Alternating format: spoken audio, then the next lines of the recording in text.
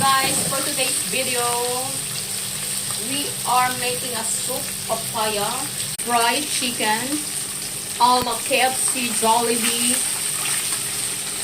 got the fish, this is the chicken, put it in the flour, deep fry, yummy, with the malunggay. That's it guys, the fried chicken.